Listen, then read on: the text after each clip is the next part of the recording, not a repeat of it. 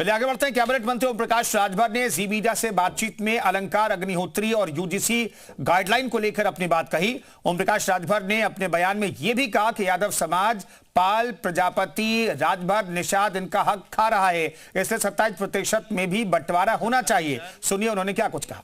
कह रहे हैं कि वो कोई पॉलिटिकल या राजनीति में आने के लिए इस्तीफा नहीं दिए, बल्कि वो यूजीसी और शंकराचार्य के मुद्दे पर इस्तीफा दिए हैं।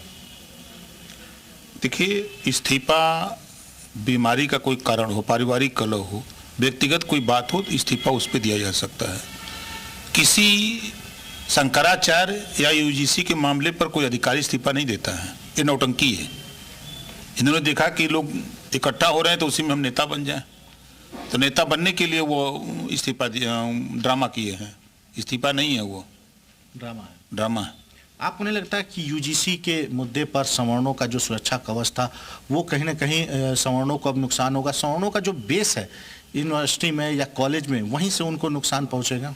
नहीं, ऐसा कुछ नहीं है। यूजीसी कमेटी जब बनी तो उसमें 17 सवर्ण थे, तो 17 तो समझदार लोग थे ना।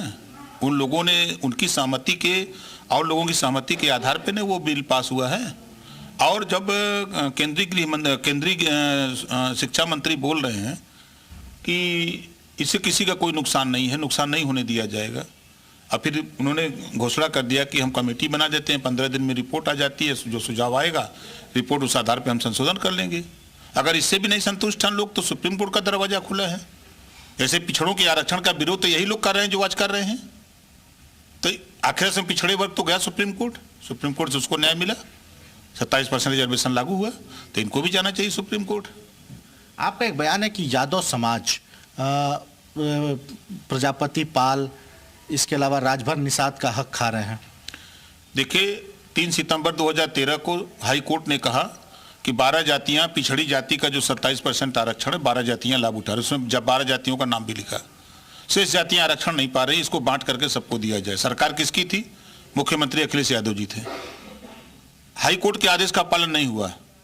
अगर पालन हुआ होता तो बांट करके देते ना। जब भाई का भाई हिस्सा नहीं देता है तो बंटवारा हो जाता है। तो उसी तरह 27% आरक्षण का बंटवारा जब तक नहीं होगा तब तक इनका हक लूटा जाएगा।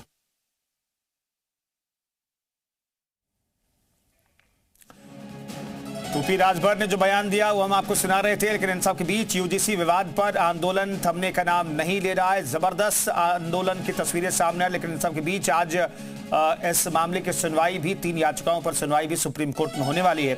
उस पर भी नजर बनाए रखने की जरूरत है। 27% आरक्षण में राजभर, निषाद, पाल, प्रजापति का हक यादव समाज खा ले रहा है, ये ओपी राजभर ने अपने बयान में कहा। अलंकार अग्निहोत्री ने जो इस्तीफा दिया उसे उन्होंने नौटंकी का, ड्रामेबाजी कहा है। ये राजभर के बयान है, वो हम आपको सुना रहे थे। तो अपने बेबाक बोल के लिए ओम प्रकाश राजभर कैबिनेट मंत्री जाने जाते हैं, और उन्होंने यादव समाज पर एक तरीके से बाकी ओबीसी का आरक्षण खाने का आरोप लगाया है। 27% आरक्षण में भी बंटवारे की मांग उन्होंने की है। राजभर, निषाद, पाल का भी आरक्षण यादव समाज खा जा रहा है, ये उन्होंने कहा है।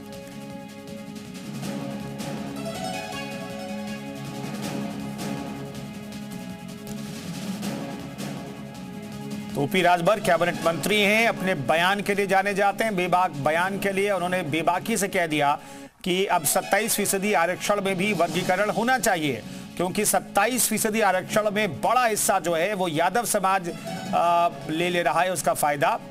राजभर, निषाद, पाल, प्रजापति जो इस समाज से आते हैं, ओबीसी समाज से आते हैं, उन्हें इस 27% आरक्षण का फायदा नहीं मिल रहा।